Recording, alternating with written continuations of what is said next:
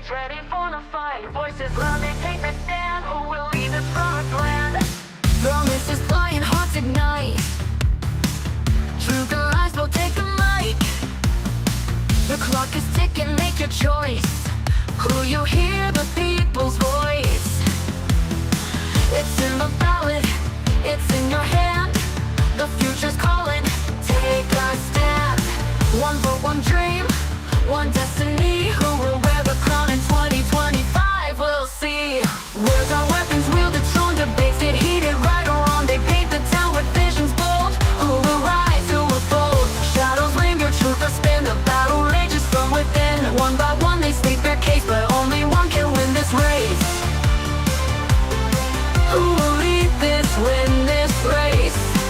It's in the ballot, it's in your hand. The future's calling, take a stand. One vote, one dream, one destiny. Who will wear the crown in 2025? We'll see. We'll see. Promises flying, hearts ignite. Truth and lies will take the mic. The clock is ticking, make your choice. Will you hear the people's voice? It's in the ballot, it's in your hand. The future's calling, take a stand. One vote, one dream, one destiny. Who will wear the crown in 2025? We'll see. Words are weapons, wielded strong. Debates get heated, right or wrong. They paint the town with visions bold. Who will rise, who will fold? Shadows linger, truth will spin. The battle rages from within. One by one they state their case, but only one can win this race. Who will lead this, win this race? It's in the ballot, it's in your hand. The future's calling, take a stand. One vote, one dream, one destiny. Who will wear the crown in 2025? Everybody, and tonight we're coming from the Edgecumbe Memorial Hall here, and we'll be having the Eastern Bay of Plenty Regional Council candidates on why they should be getting your ticks. But with every election, there's always one thing stepping in their way, and that's your vote.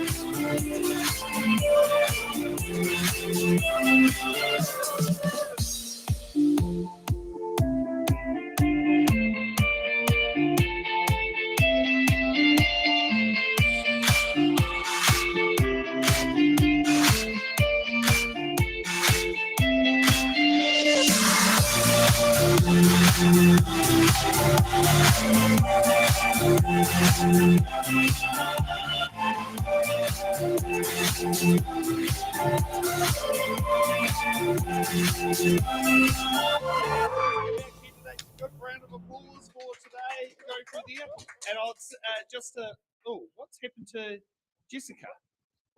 Hope she hasn't sat there and gone on there. Just because I'm sitting there looking in there, going, okay, she's has dropped off. And there was one. That's all right. Which one will you vote for? Yes, no, we got Jessica back there. Oh, you're now behind the camera. Yes, I am. Oh, I was going to come go to oh, fair enough. Oh, yes, got to eat. Yeah, that's right. Okay, so we got Jessica back here. Let's kick off with Sarah with your 1 minute opening statement of why you should be getting one of the ticks for the regional council. Thanks, Sam. Kia ora koutou. I'm Sarah Vanderboom. I'm from rural Maratā, and I'm standing for a seat at the Eastern Bay seat on the Bay of Plenty Regional Council. I've lived and worked and raised a family in the Eastern Bay for the last 30 plus years. I'm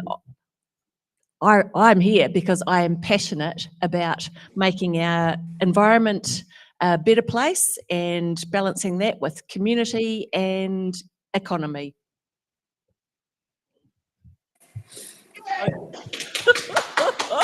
Okay.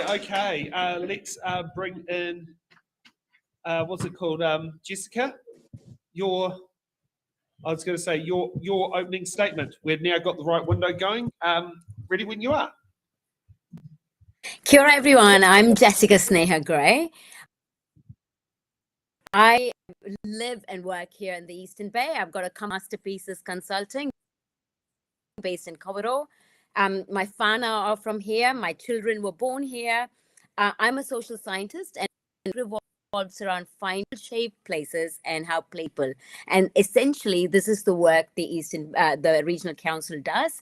And I care about our environment, not just for the today, but also for the future.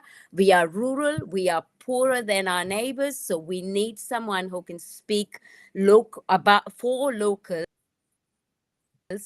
nationally and with our colleagues in the Western Bay, Tauranga, and other constituencies. I'm standing to work alongside other colleagues like the others that are standing to put the plenty back into the Bay of Plenty.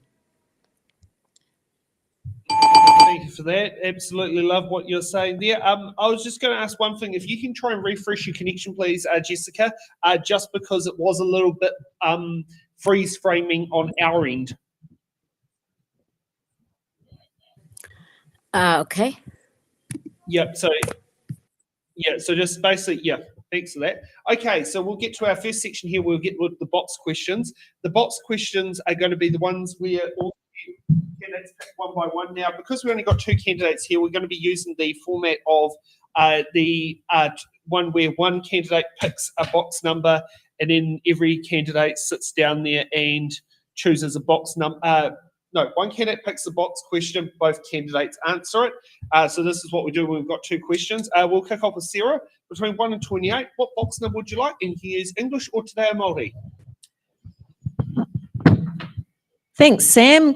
Can I go for box number 3? Box number 3. Let's see what number 3's got to bring up. Okay, we got W for Whakatane. And get a chance to whether that will show up with. Sorry, just a moment while I'm making sure I've got the right questions in the stream here. Just because I loaded some in, but I've got to make sure I've got the right folder on there. Yes, I've got the 7pm folder. That's fine. Sorry, this is something I should have done beforehand. Okay, what experience or skills do you bring to ensure sound financial governance and decision making? Thanks, Sam. I've owned and managed multi-million-dollar businesses and projects. I've got a very good level of financial literacy, and most importantly, I'm very prudent. I'm often frustrated at council staff talking about my budget. It's community's money at all times, and I'll manage it exactly in that way.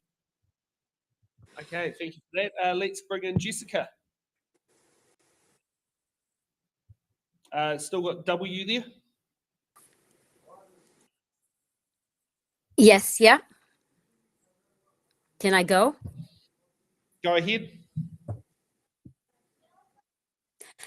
Hey everyone, as I mentioned before, I own a company called Mr. Masterpieces Consulting.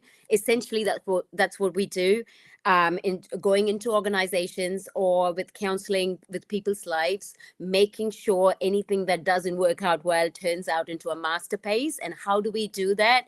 The gap from mess to masterpieces work by sound financial governance and sound governance across the board.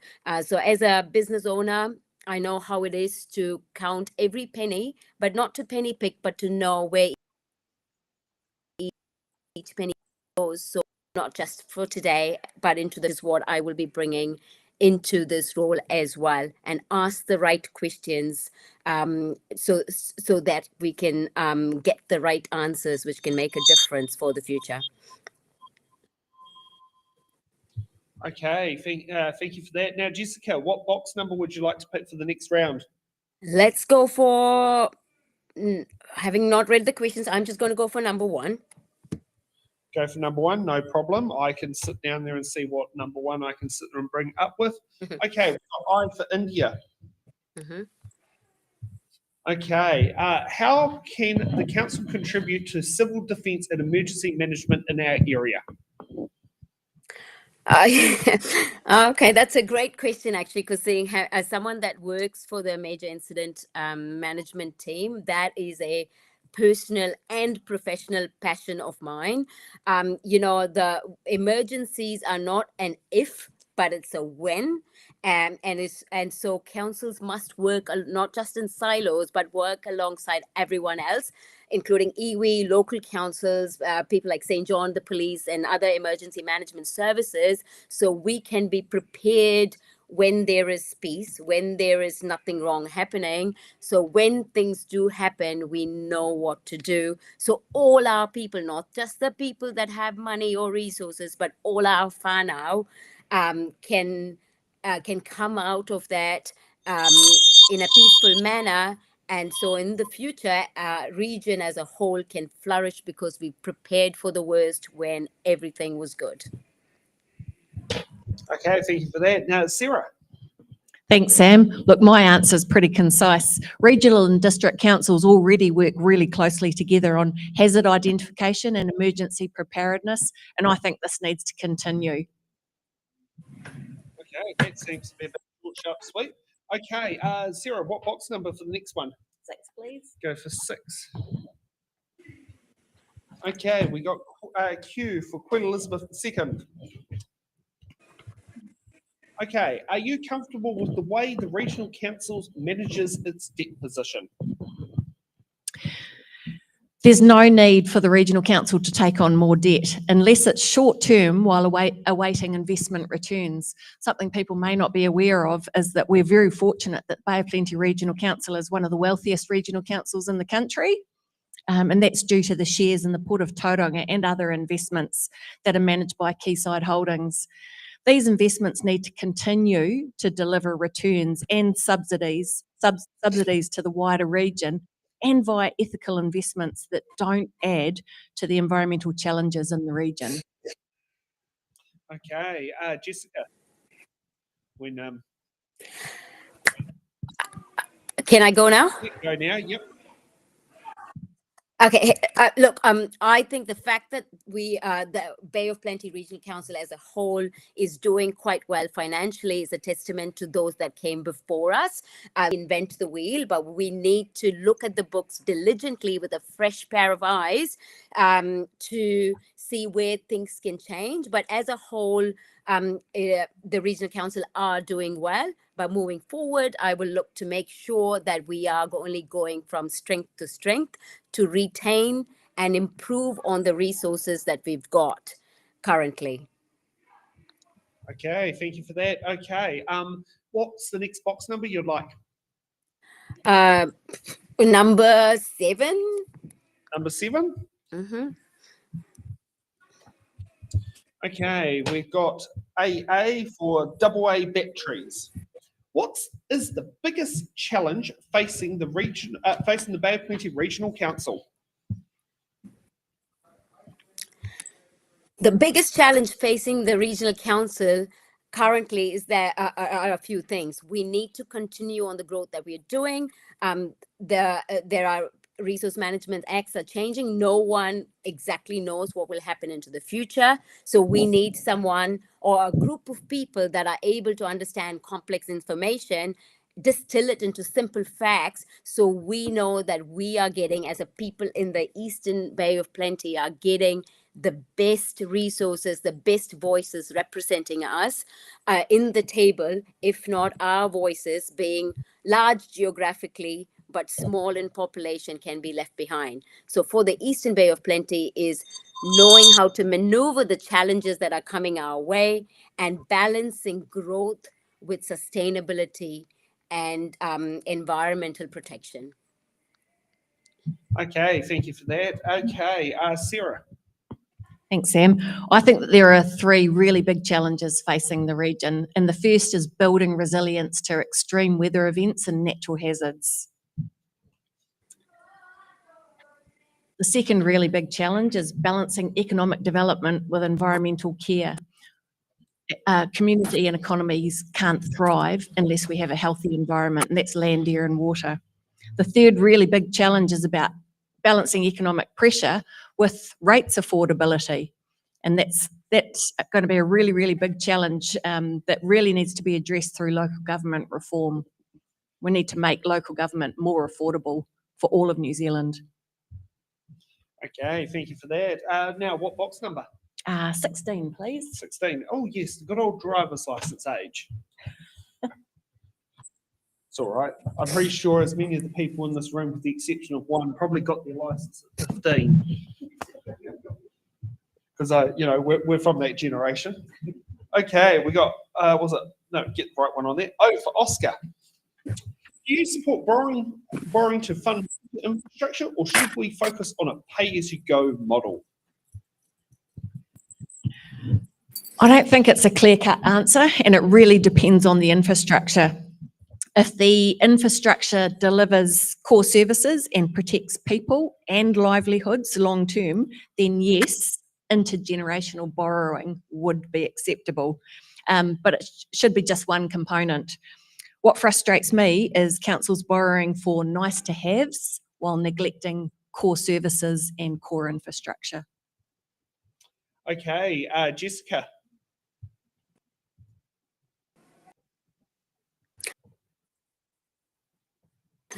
Look, the key, this is the key, and I think the previous candidate pointed to that. It just depends on what the circumstance. There are when we would need to future-proof, mean that we would need to borrow to fund major infrastructure, and in other instances, we will do pay as you go. So it's not an easy as answer to answer in 1 minute, and it would be irresponsible to answer it in a minute because every situation needs its unique solution. So the key to that question is balance. Find out what the infrastructure we want to fund and why we want to do it. Will it be beneficial just for us or for our pride today? Or is it something we are looking at far beyond when we are gone for the future generations to come? And that's how I will determine how the funding should be structured. Okay. Now, Jessica, what box number would you like? 9. Go for 9. Don't know what's flash about age 9. I know it's not much, but yeah, it's always a joy. Joy of what it is. No. I don't want a black screen. I want AB for the All Blacks. Is it fair to say that the Bay of Plenty Regional Council has deviated away from providing core services to the community? What is fair to say is that it is easy for us to sit through stones. I haven't looking at the fine print because I haven't been privy to it to make that determination. Will there be areas in which that they have deviated away from providing core services? Yes, possibly. And when I see that, especially for the people of the Eastern Bay of Plenty, who I think get less than their counterparts elsewhere, I will put my hand up and say, we are here, we are equal partners in this. So let's make sure that the core services that's delivered in the Western Bay, Tauranga and Rotorua are also delivered to our whānau here in the Eastern Bay of Plenty. And so I'm looking forward to reading those books so I can add my voice for the people of the Eastern Bay of Plenty. Okay, thank you for that. And Sarah? It's a definite yes. The Regional Council has deviated away from delivering core services, but it's not necessarily a blame game where you'd turn around and say to the Regional Council, you shouldn't have been doing what you've been doing. It's been driven by government legislation, in particular local government reform, which asked local government to deliver to the four well-beings. With the potential repealing of the four well-beings through future reforms, we probably will see local government back to delivering only core services.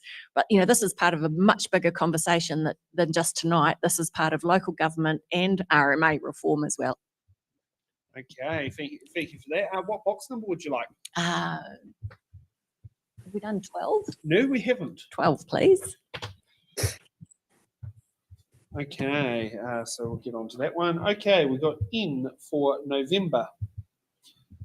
Many residents feel disconnected from council decision making. How will you improve transparency and community engagement? Sorry, I missed which. In for November. Thank you. I think councillors themselves have a really, really huge role in communications and engagement, but the reality is you can only talk to so many people as an individual, and particularly if you're balancing the work of being an active regional councillor.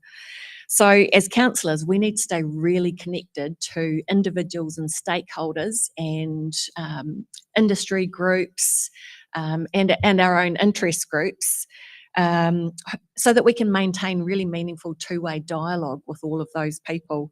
And we've really got to stay abreast of the issues and challenges at hand throughout our whole tenure, not just during this election campaign period. Okay, Jessica. Look, that's a great question.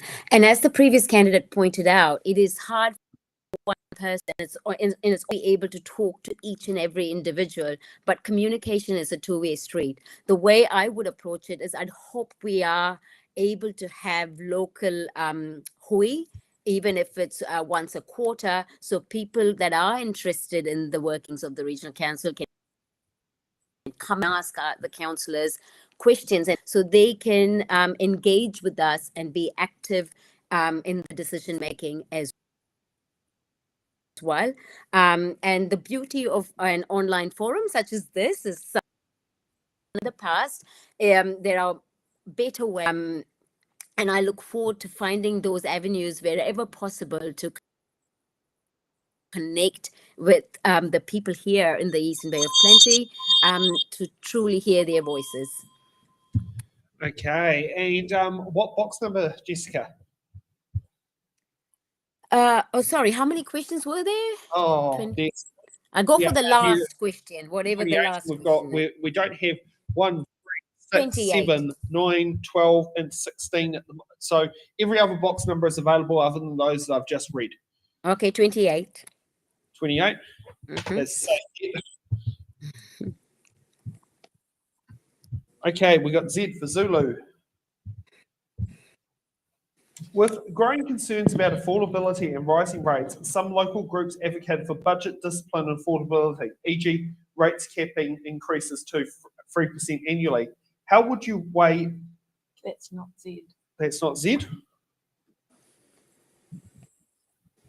Oh, okay. Sorry, it is Z. It is. Yeah. Okay, so continue where we're going. How would you weigh community affordability against infrastructure needs in regional decision making? Absolutely. Balance is the key to everything, really. Can I put my hand up today and say, yes, we want, because I haven't seen the books in detail. But whatever we do, we must look and see, well, how is it going to affect our community? And when I say our community, I don't just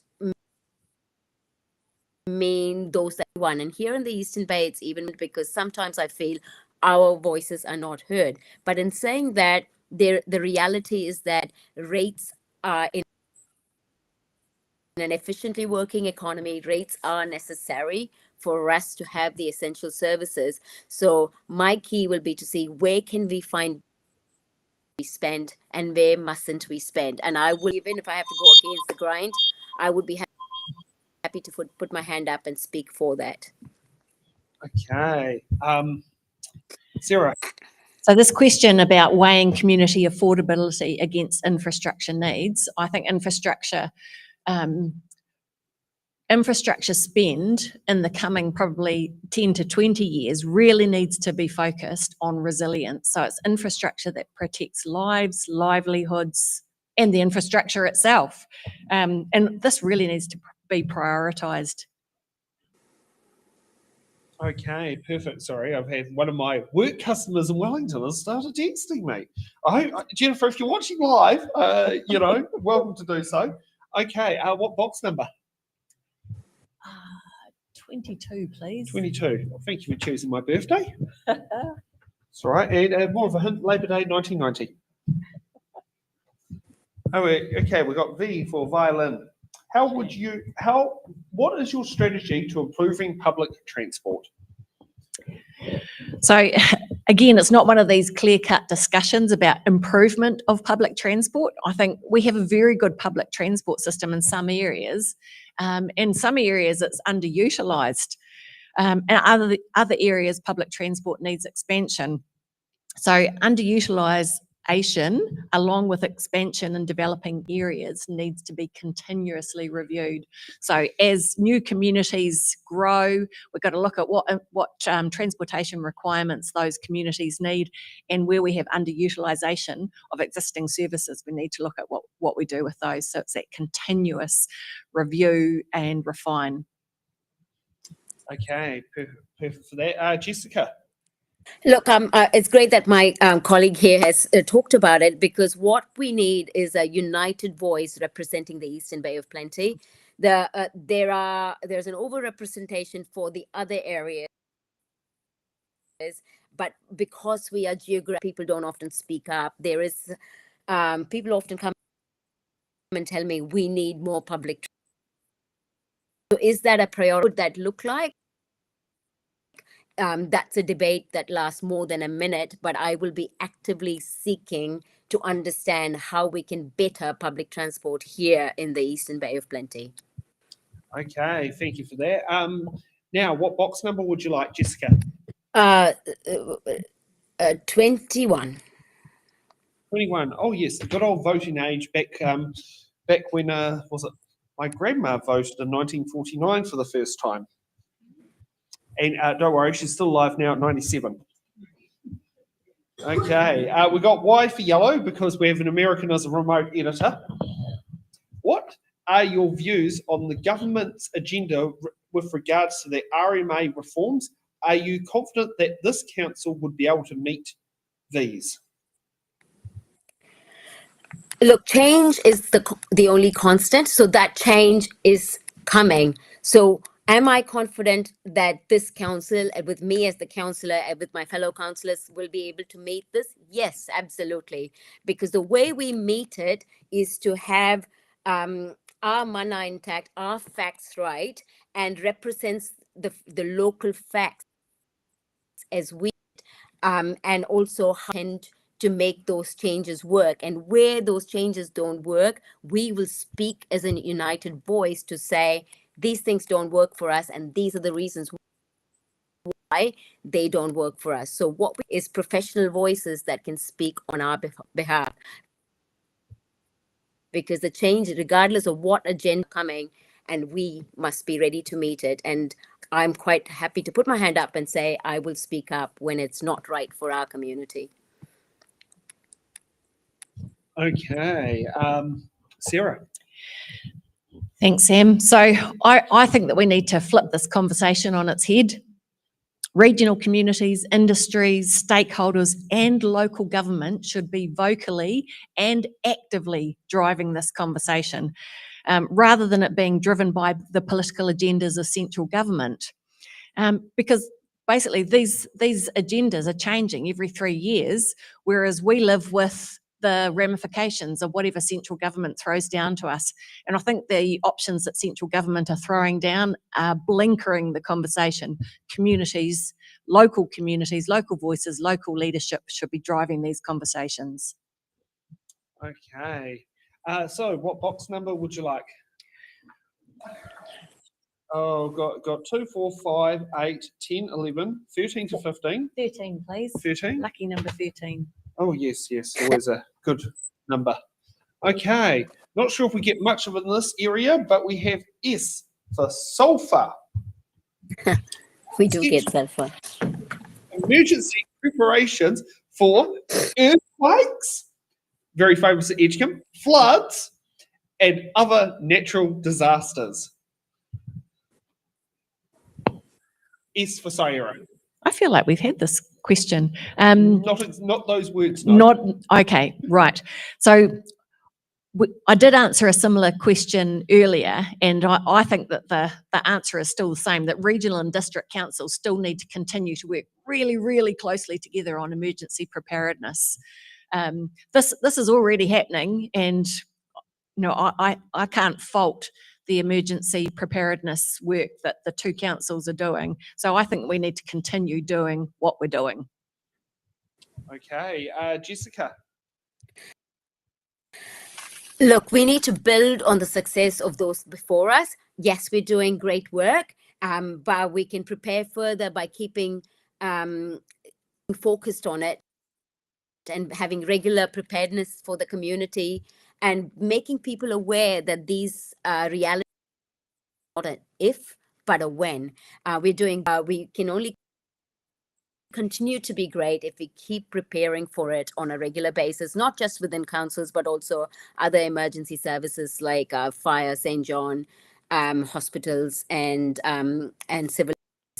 And I'm looking forward to it. Okay, and now what box number would you like for the next question, Jessica? You pick.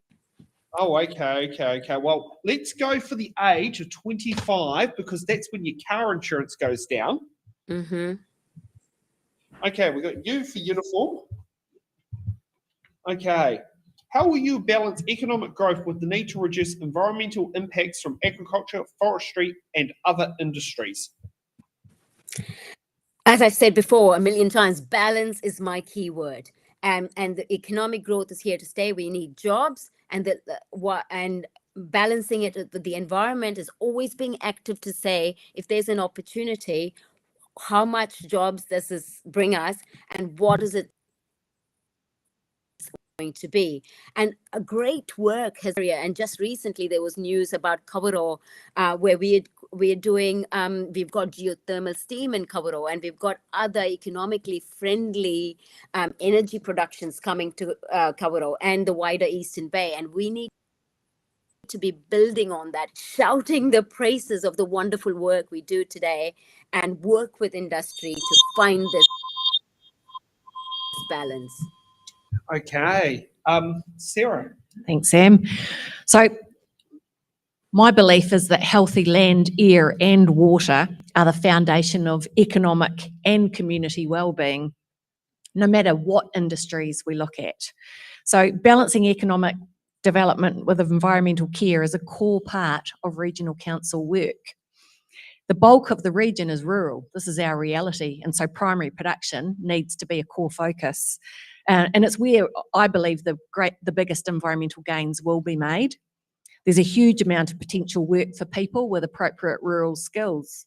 In our urban centres, it's about mitigating the impacts of residential and industrial development so that land, air and water remain healthy and able to support community and economy. Okay, perfect for that. What's the next box number? Give me a number.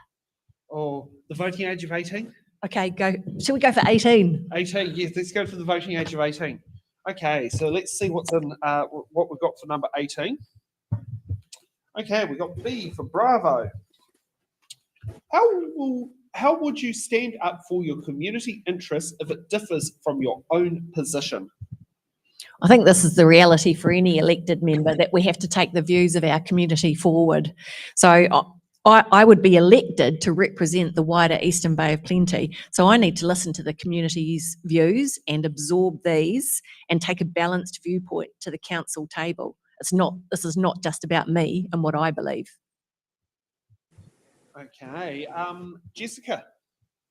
Look, I think it'll be great to work with. My view aligns with that, because the thing, I'm a philosopher by heart, we've got our professional views, and only those that can separate that and say, we're not here for ourselves, we're here for the community that are votes in, and take that approach. Yes, of course, it must be balanced. There may be things we know that the wider community is not aware of, and we must make them aware of it. So, the agenda, I'm here for what will benefit the people of the Eastern Bay of Plenty. And so it's what the people want with balance, and the information that I have is how I would be representing within the council. Okay, now what box number, Jessica?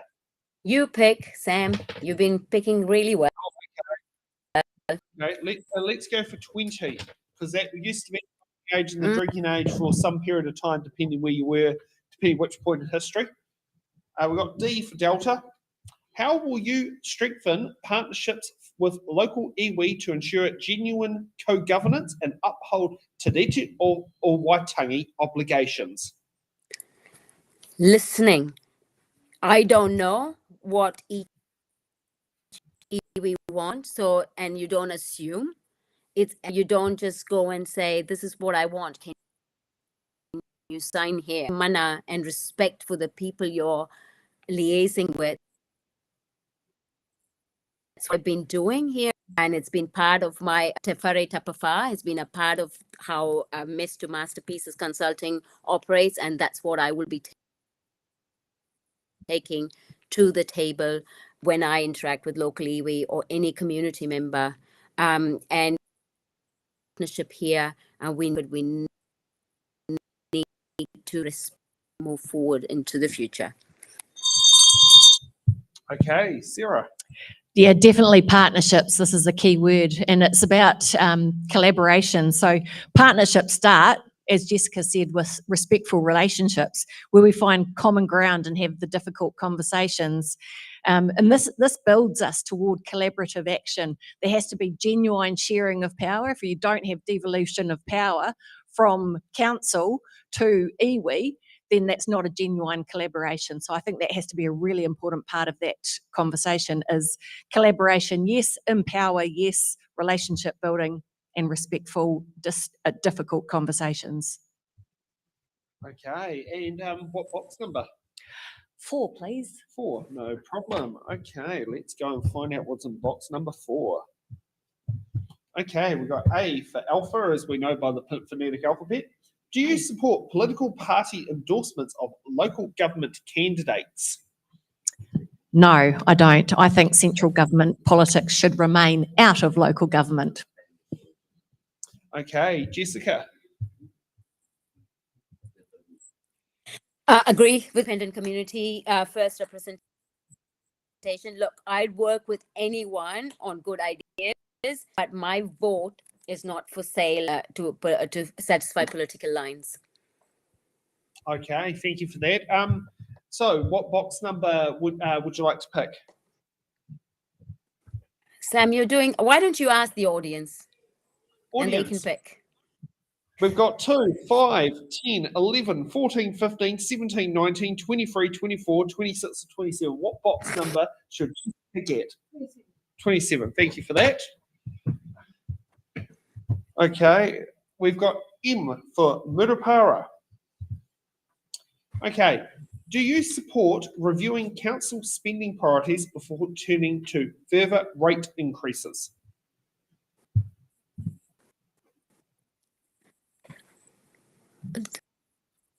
The question, their spending priorities before returning to further rate increase. What was the question? Sorry, I can't blocking my way. Apologies.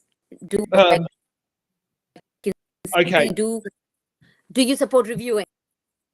I do support. I mean, look, so the first thing I do when I go into organizations to review how well they're doing is I review their spending priorities. So we'll be reviewing reviewing council spending priority, so I can understand where we can decide whether we need further rate increases. Yes. Okay, Sarah. Thanks, Sam. It's an absolutely yes. We need to review council's spending priorities, and I think there are 2 parts to this conversation. One is about returning to delivery of core services that deliver tangible benefits to our regional community and improve the regional environment. And the second part of this conversation is about local government reform and making sure that we pull in our belts. You know, the rest of the country is having to pull their belts in. Councils, well, all of local government should be pulling their belts in as well. Okay, and Sarah, what box number? 5, please. 5. Yep, no problem. Okay, we got K for what's a place that starts with K locally? Kawarau. Yes, Kawarau. Kawarau, Sam. Yeah, this is annoying thing about we travel around the country because the first one that comes to me as Kapiti has been Wellington local, and unfortunately that's not quite the best words to say up here. Okay, let's get to the question. Rates have significantly increased in the last 3 years. What would you do to ensure affordability for ratepayers while still funding essential services? I think we need to stick to our knitting, and that is councils, I feel like a bit of a cracked record, but councils need to revert to core services that deliver direct benefits to local communities and not try to be all things to all people. Okay. And Jessica? Look, we need to first, the first thing we need is essential, and do that, and then look at what will benefit us, and then have a justification. A rate increase today will substantially benefit our tamariki in the future. And if there's enough justification for that, we can do it. But it needs to be a case-by-case basis. Okay. And Jessica, what box number would you like? 15, please. 15? No problem. Good old age of our camera person, Jack. You know, in 3 years' time, he'll be voting. Okay, we've got H for hotel. How accessible is the current Bay of Plenty Regional Council, and what steps would you take to improve its accessibility if needed? Look, I'm sure they're doing the impossible, given that they, it's impossible to speak to everybody. But I think we're living in a time when there's the internet, and there are other newer ways that we can increase accessibility, especially to younger people. Would like us to go into schools, go areas. A lot of people ask me, so you're standing for the regional council, we're not aware of it. So I think we need to improve knowledge of what the regional council does and how people influence the decisions made by the regional council. Okay. Sarah? Thanks, Sam. So many meetings are already open to the public and are also live streamed, and this needs to continue and grow. But one of the problems that we've got with this system is that people need to physically get to a meeting, or they need really, really good internet access to enable access to live streaming. And the reality is that in a lot of our rural areas, we don't have good enough internet access, and particularly in poorer rural communities, there is no internet access. And so we're basically eliminating a whole part of our community that can't access regional council decision-making processes. So I think there needs to be a review about how we make it accessible to people who don't have internet access and can't physically get there. Okay. Sarah, what box number? What have I got left? I've got 2, Just give me 8. a couple of options. 8. 8. Okay, we're doing quite well. We've gone through 18 questions so far. Okay, we've got X for X-ray. As a councillor, how would you work collaboratively with your fellow councillors to deliver on your promises? Good relationships and courageous conversations around the difficult issues are essential across all parts of council business. And that's inside and outside of council. I don't think it changes no matter what relationships you're working with. You've got to be in there doing the difficult conversations, trying to find common ground, trying to find the outlying issues, work to address those outlying issues where we don't agree. Sometimes we need to agree to disagree. It's the same as relationships in the rest of life. Okay. Jessica? I agree with what Sarah said. We need to learn to be able to work with others, even people we don't agree with, in a respectful manner, and but not be afraid to have those courageous discussions, and then say, we may agree on most things, but in certain things we might agree. But for me, the communications channels must always say, I'm not going to talk to you because you didn't agree with my decisions, but also having a reasoning for the decisions, the positions that you help in garnering respect and working in collaboration, both within and outside the council. Anyone? to break the ice, please be. Okay, and Jessica, what box number? I'd like the youngest member of the audience to choose, please. Jack? Yes, it is, but we can give cousin 11 or cousin 14 a pick. 11.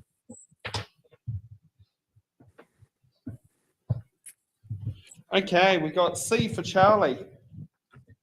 How would you stand for the community at council table on issues where council is not in support of them?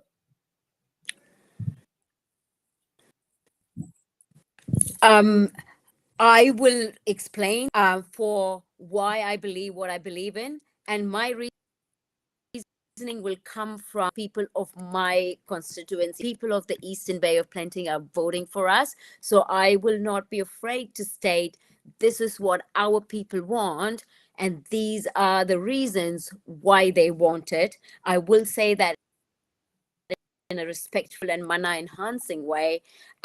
With it, that's their call, but I'm very, very good at convincing people most times. Okay.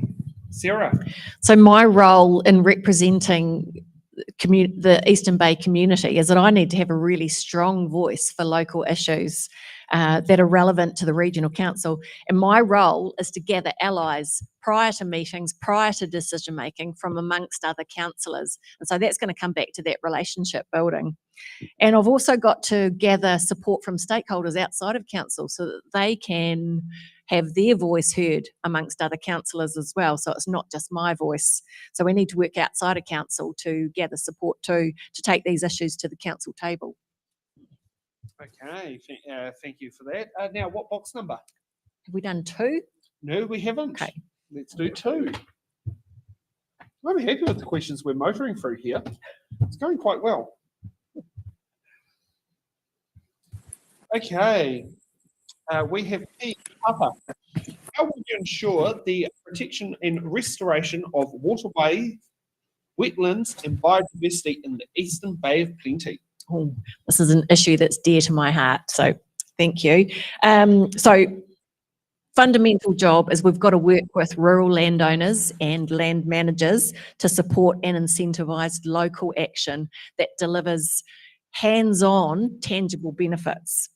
So council has to support these tangible benefits and not create more policies, rules and regulations that stop action. Okay. Jessica. The first thing I will do is stand and what hasn't worked, and work in the Eastern Bay of Plenty to find out what exactly are the low work, not just for today, but also for the future. And I will be bringing in, speaking to the area outside of council, making best represent how we can protect and restore the waterways, wetlands, and not just for today, but also into the future. Okay, and next, what box number would you like?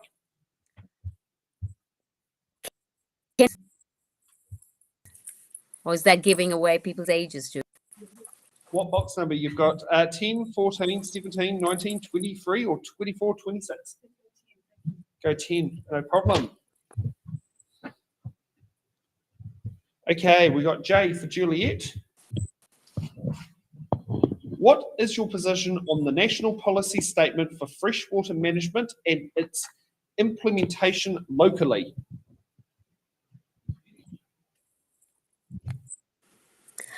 I am on that document per se, but my position in entering the council is to get familiar with everything important for the people, and the key in my career is balance, and how will it benefit the people of the space. So this is beyond a one for me, and I am not an expert in that particular document, but what I am good at is reading complex information, speaking to the right people before making a decision, and then not being afraid to speak up for the people here in the Eastern Bay of Plenty.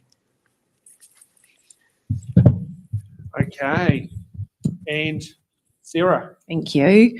So just to, raise awareness that central government has placed national and regional processes on hold while the NPS and RMA are being reviewed.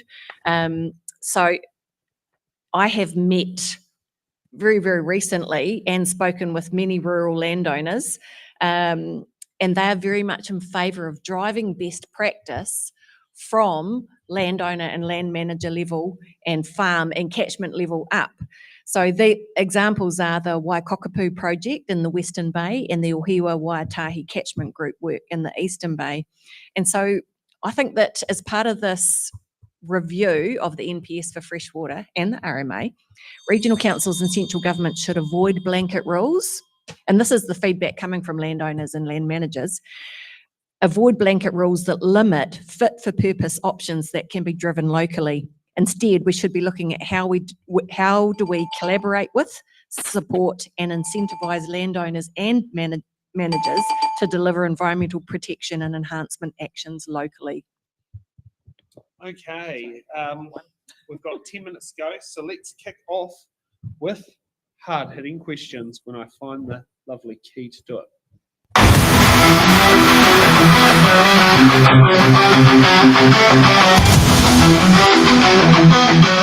Hard-hitting questions, we're not gonna make it funny. What does a question? Because every candidate has answered the hard-hitting questions. Okay, let's get on to hard-hitting question number one. What are your views? Well, I think we've already had this question on this one. What's your views on the? Had we had the? What's your views on the new emergency management bill before government? No, not on the Okay, bill, let's go ahead and do that. Okay. Sarah. Okay, so the guts of this review is that it signals that central government is committed to strengthening emergency management systems in the regions. And I'm totally in favour of this review as long as we see tangible benefits and not more cumbersome and expensive bureaucracy. So as long as as long as that's not the outcome, then I'm all for it. Okay, Sarah. Jessica? Oh, sorry, Jessica. Sorry, having a mind blank. Got two names, but I'll be honest. Look, as an investigator and someone involved in major incident management, I back any step that strengthens the way we handle emergencies. The new bill is not just rules on paper, but it's about how the country prepare and for and hardest times. I see in that bill the stronger partnership with Maori, better inclusion of vulnerable voices, and clearer responsibility. Big providers our communities depend on, and that direction. But for me, again, it's about balance, and human flourishing means fairness, inclusion, and resilience. And it should be much bigger than just a piece of paper and a nice to have. And we need to see how this can fit into the real life and how people can be safeguarded. So I will support it as long as there are benefits for our people. Okay, thank you for that. Okay, let's get on to hard-hitting question number two. What is your vision for the next 10 years for the Bay of Plenty Regional Council? Let's kick off with Jessica. Putting the Plenty back into the Eastern Bay of Plenty. We are deprived, and we can put the Plenty back in the Bay of Plenty. 10 years is where a region where growth and guardianship walk side by side.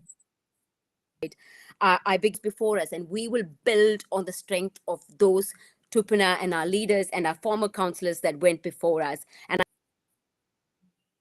where rivers and cared for with the love of our families, and so people and communities can thrive. And this is where I worked for the last 30 years, and I know we can do this for now in the Eastern Bay of Plenty. And that means balancing environmental growth with economic development, and works best for our people here. And that's like waterways, stronger government, better transport for our people.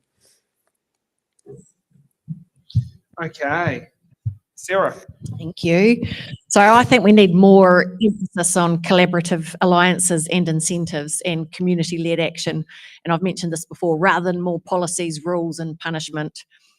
Secondly, I think we need increased investment in these partnership projects and incentives to deliver tangible environmental and economic benefits.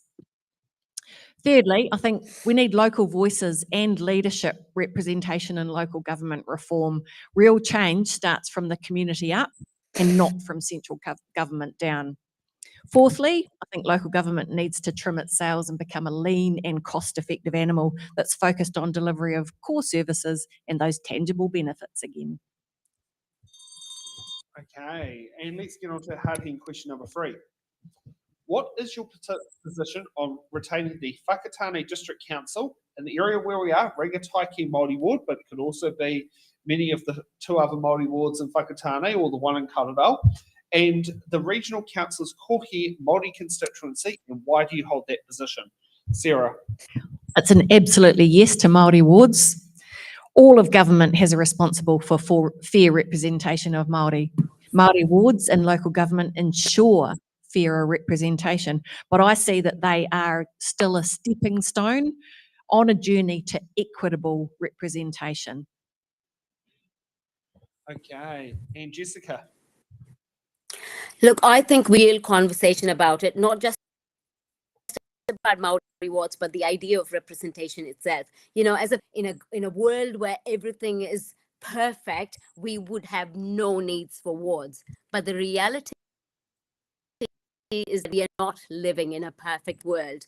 And what do the people want? I've been hearing the people in this whenua, and people are saying, we're not there yet. And listening to them, you know, while we might one day live in a world where there is no need for representation, because we're not yet in. So for this world, we would need representation by a form through awards that are necessary. Okay, thank you for that. Okay, so now let's get to the fun part of closing statements of why you should receive one of the tips for Eastern Bay of Plenty constituency for the Bay of Plenty Regional Council. Sarah. Thanks, Sam. I've got the passion and the drive to do this role. This is my 2nd time standing for regional council. I've got a really, really good handle on what the regional issues are. The reality is the bulk of the Eastern Bay is rural, and my background in rural research, primary industries, and running various businesses has left me in a really, really good position to understand what the issues are that we're facing. And I can't say it enough that we really, really need to focus on working with rural landowners and land managers to support them as they are on their environmental journeys. That's where we're going to see the biggest gains. Okay, Jessica. Look, this is my adopted home. My whānau, my husband's family are from born here. I have advised councils and others around the world on how to make places thrive, and I've done this in secret in shadows for the last 30 years, and I want to be able to give back to this whenua, this rohi that I live in, bringing my expertise out of so we can put the Bay of Plenty, and as a social science, I see the potential here. We've landowners, and we also, my expertise is working with industry. We need industry as well. And how do we find the balance between economic growth and environmental, which I offer? So let's put the plenty into the Bay of Plenty through voting for the right candidates. But no matter what you do, vote, which is the most important thing. Okay, thank you. Yeah, let's give a big round of applause. I know, I love the saying, put the plenty back into the Bay of Plenty. Okay, so thank you for sitting there watching us tonight on It's in the Ballot. We'll be back tomorrow with a big fun day packed up in Te Puke. And we might see if we might have a kiwi fruit pina colada that could be on stage, considering we definitely know where Te Puke in Hawaii seems to start with. Have a good evening, and we'll see you all back tomorrow at 3 p.m. for the was it Makatu Community Board. And you got the mayoral debate at 7 o'clock.